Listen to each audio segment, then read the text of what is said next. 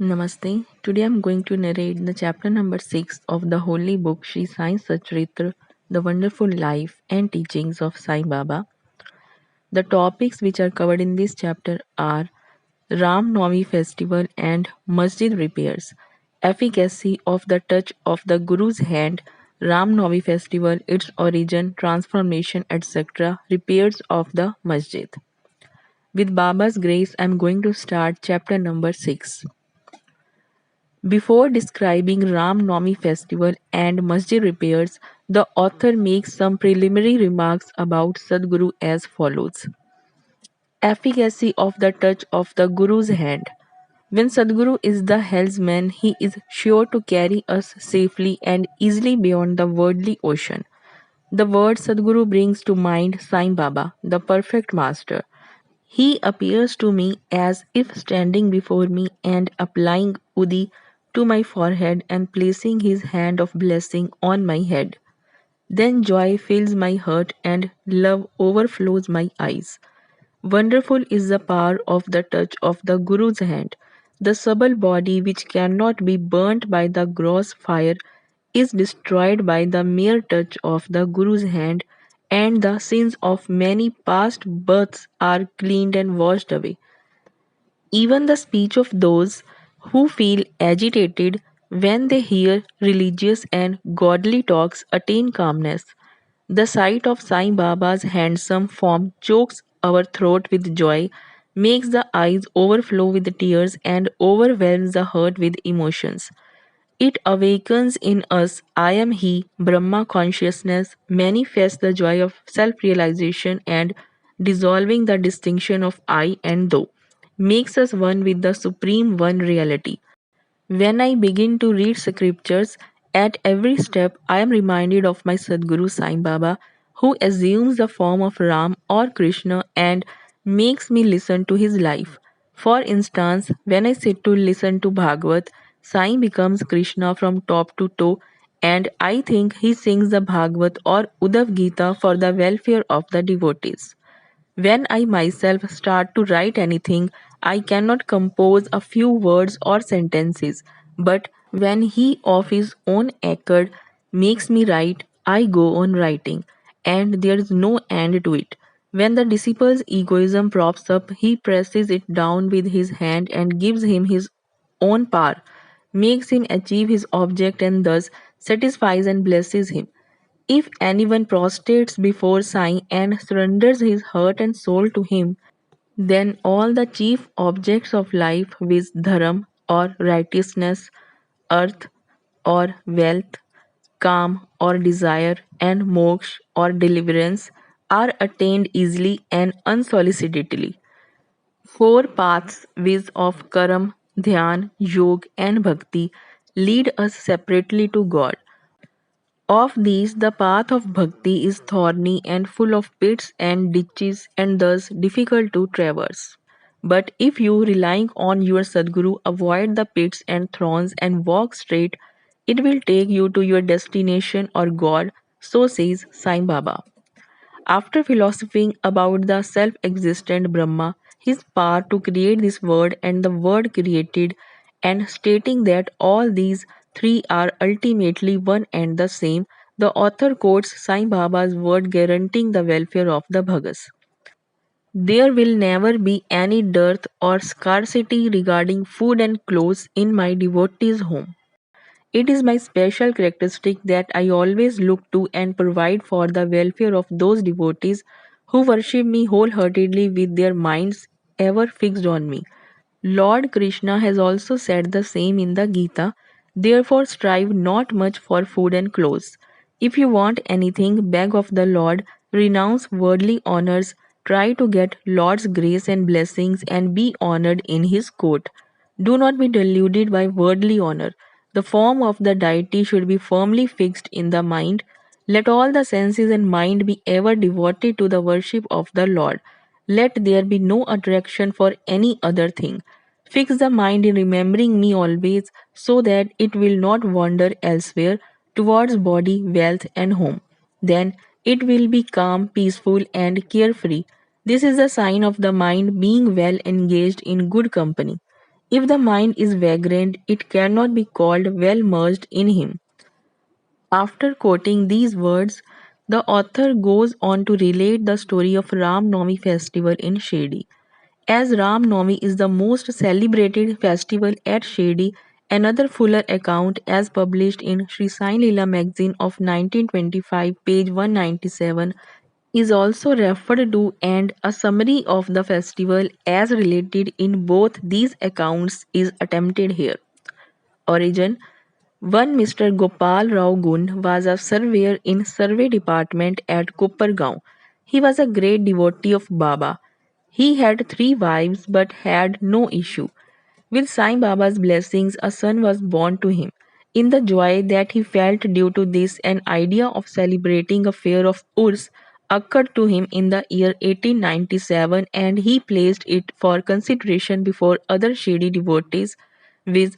Tatya Patil, Dada Kotte Patil, and Madhav Rao Deshpande or Shama. They all approved of the idea and obtained Sai Baba's permission and blessings for it.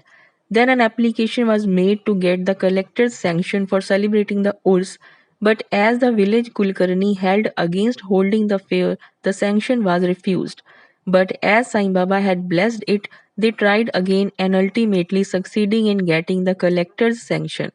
The day for the Urus was fixed on Ram Navami.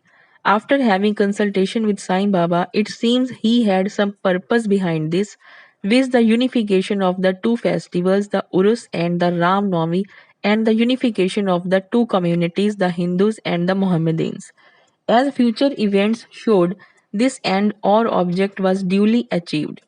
Though the permission was obtained, but other difficulties cropped up. Shiri was a village and there was scarcity of water. There were two wells in the village, the one in use dried up soon, and the water from the second was brackish.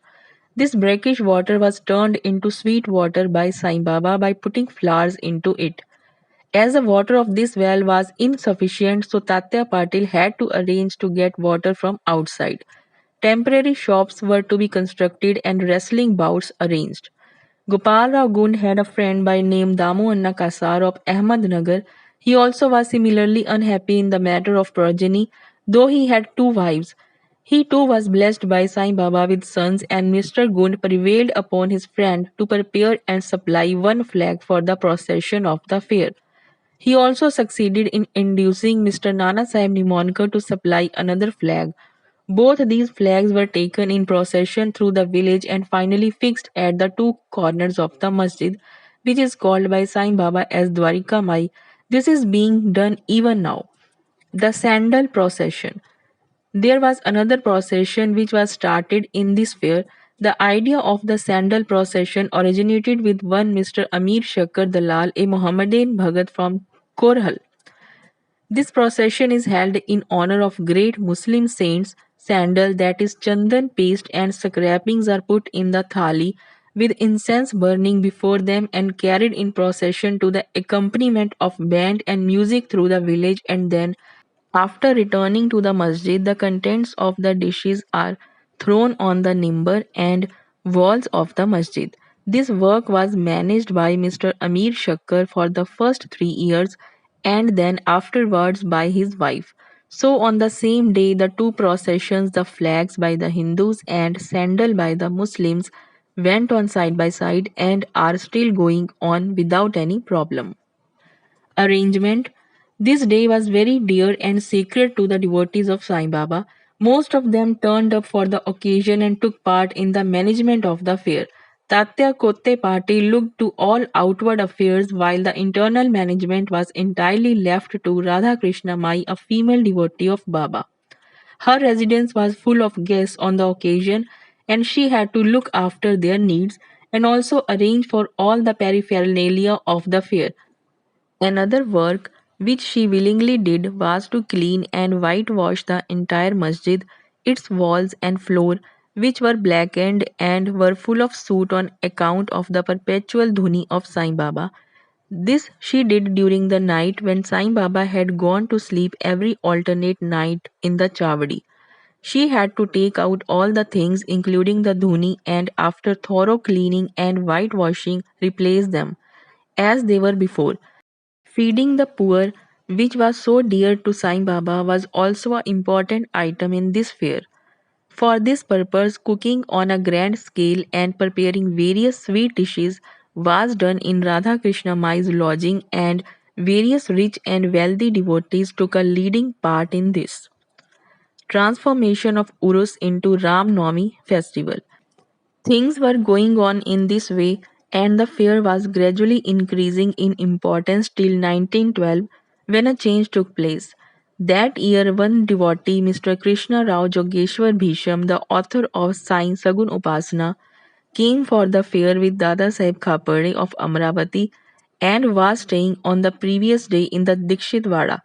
While he was lying in the veranda, and while Mr. Lakshman Rao alias Kakka Mahajani was going with puja materials to the masjid, a thought arose in his mind, and he accosted the latter thus: "There is some providential arrangement in the fact that the Urus or fair is celebrated in Shirdi on Ram Navami. Ram Navami is very dear to all the Hindus, then why not begin the Ram Navami festival, the celebration of the birth of Sri Ram, on this day here?" Kaka Mahajani liked the idea, and it was arranged to get Baba's permission in this matter. The main difficulty was how to secure a Haridas who would do kirtan and sing the glories of the Lord on the occasion. But Bhisham solved the difficulty by saying that his Ram Akhyan, the composition on Ram's birth, was ready, and he would do the kirtan himself, while Kaka Mahajani should play on the harmonium. It was also arranged to get the sunt vada, ginger powder mixed with sugar, as prasad prepared by Radha Krishna Mai. So they immediately went to the masjid to get Baba's permission. Baba, who knew everything and aware of what was happening there, asked Mahajani as to what was going on in the Vada. Being rather perturbed, Mahajani could not catch the purpose of the question and remained silent. Then Baba asked Bhisham what he had to say. He explained the idea of celebrating Ram Navami festival and asked for Baba's permission, and Baba gladly gave it. All rejoiced and made preparations for the Jayanti festival. Next day, the masjid was decorated with buntings, etc. A cradle was supplied by Radha Krishna Mai and placed in front of Baba's seat, and the proceedings started. Bhisham stood up for Kirtan, and Mahajani began to play on the harmonium. Sai Baba sent a man to call Mahajani. He was hesitating to go, doubtful whether Baba would allow the festival to go on, but when he went to Baba, the latter asked him as to what was going on and why the cradle was placed there. He answered that the Ram Navami festival had commenced and the cradle was put out for that purpose. Then Baba took a garland from the nimber and placed it round his neck and sent another garland for Bhisham. Then the kirtan commenced. When it came to a close, loud sounds of victory to Ram went up, and gulal or color powder was thrown up all around, amidst band and music. Everybody was overjoyed when suddenly a roar was heard. The red powder thrown promiscuously went up and somehow fell into Baba's eyes. Baba got wild and began to scold and abuse loudly. People got frightened and took to their heels. The intimate devotees who knew Baba well took these scoldings and outpourings of Baba as blessings in disguise. They thought that when Ram was born, it was proper for Baba to get wild and enraged to kill Ravan and his demons in the form of egoism and wicked thoughts, etc. Besides, they knew that whenever a new thing was undertaken at Shirdi, it was usual with Baba to get wild and angry, and so they kept quiet. Radha Krishna Mai was rather afraid and thought that Baba might break her cradle, and she asked Mahajani to pull the cradle back. When he went to loosen and unfasten the cradle, Baba went to him and asked him not to remove it. Then, after some time, Baba became calm, and that day's program, including Mahapuja and Aarti, was finished. Later on, Mr. Mahajani asked Baba for permission to remove the cradle. Baba refused the same, saying that the festival was not yet over.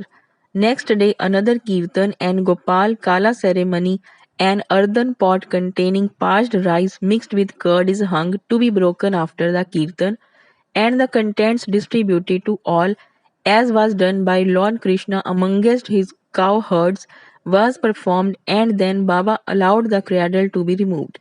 While the Ram Navami festival was thus going on, the procession of the two flags by day and that of the sandal by night went off with the usual pomp and show. From this time onwards, the Urus of Baba was transformed into the Ram Navami festival.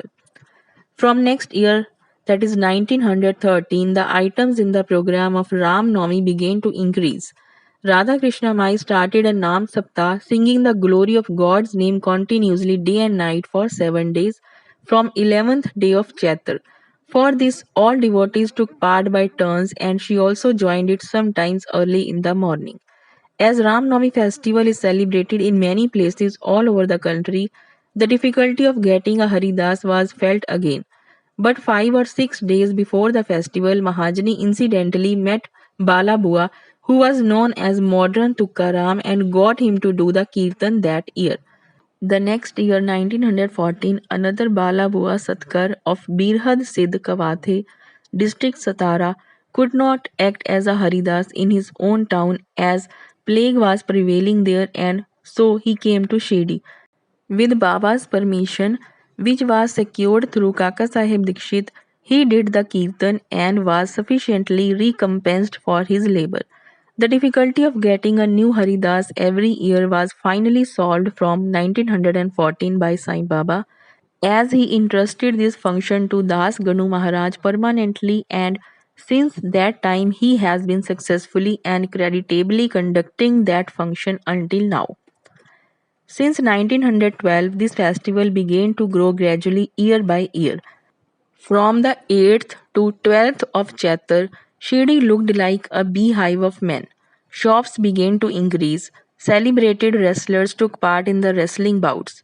Feeding of the poor was done in a grander scale. Hard work and sincere efforts of Radha Krishna Mai turned Shirdi into a sansthan. Paraphernalia increased. A beautiful horse, a palanquin, chariot, and many silver items, utensils, pots, buckets, pictures, mirrors, etc., were presented. Elephants were also sent for the procession. Though all this paraphernalia increased enormously, Sai Baba ignored all these things and maintained his simplicity and modesty as before. It is to be noted that both the Hindus and Mohammedans have been working in unison in both the processions during the entire festival, and there has been no confrontation or quarrel between them at all so far. First, about 5,000 to 7,000 people used to gather, but that figure went up to 75,000 in some years. Still, there was no outbreak of any epidemic disease nor any riots worth the name during past so many years. Repairs to the masjid. Another important idea occurred to Gopal Gund just as he started the Urus or fair. He thought that he should repair and renovate the masjid. So, in order to carry out the repairs, he collected stones and got them dressed. But this work was not assigned to him. This was reserved for Nana Sahib Chandorkar and the payment work for Kaka Sahib Dikshit. Initially, Baba was unwilling to allow them to have work done, but with the intervention of the Mahalsapati, a local devotee of Baba, his permission was secured. Baba took a small gaddi for his seat, discarding the usual piece of sackcloth used till then. In 1911, the Sabha Mandap was also put in order with great labor and effort. The open space in front of the masjid was very small and inconvenient. Kaka Sahib Dikshit wanted to extend it and put a roofing on it. At great expense, he got iron posts, pillars, and trusses and started the work. At night, all the devotees worked hard and fixed the posts.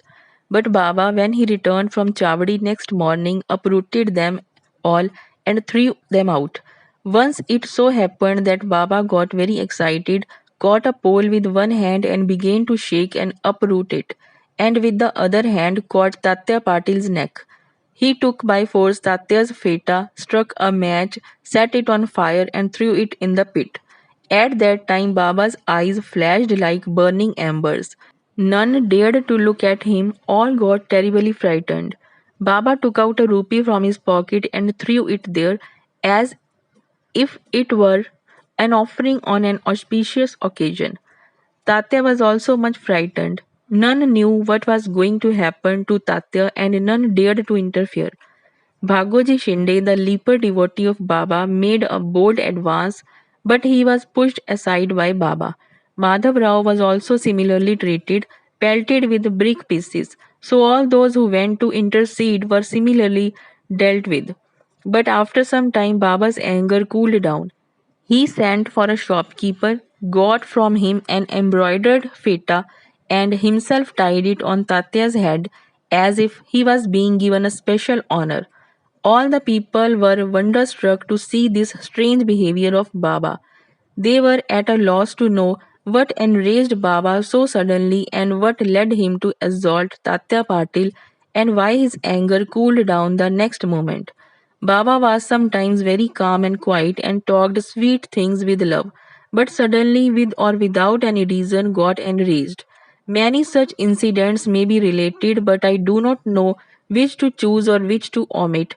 I therefore refer them as they occur to me. In the next chapter, the question whether Baba was a Hindu or a Mohammedan will be taken up, and his yogic practices and powers and other matters will also be dealt with.